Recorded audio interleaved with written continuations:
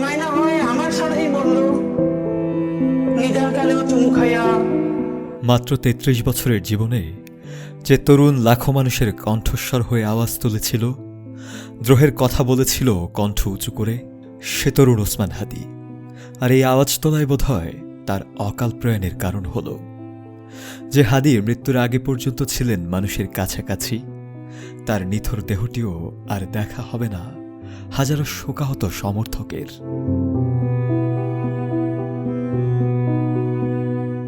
একমাত্র smart city Bashundhara, আধুনিকতায় এক ধাপ এগিয়ে। শুক্রবার ১৯ ডিসেম্বর শরীফ ওসমান হাদির মরদেহ ঢাকায় পৌঁছেছে।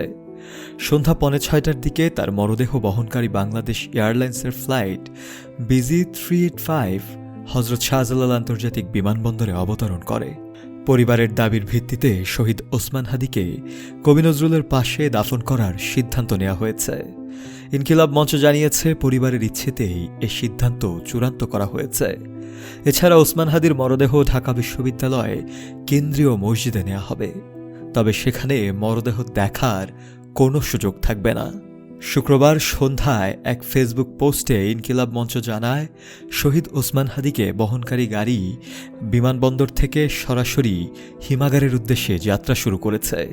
সেখানে ওসমান হাদিকে রেখে ইনকিলাব মঞ্চের কর্মীরা শাহবাগে এসে অবস্থান নেবেন।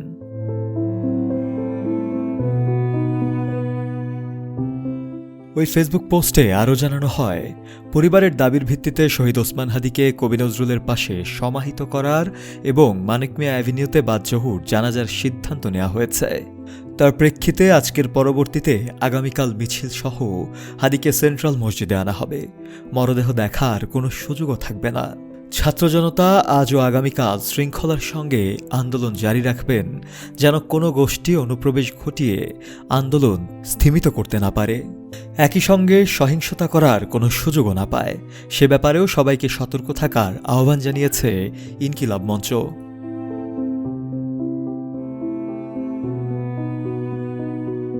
শফিউল মাওলা, কালের কণ্ঠ।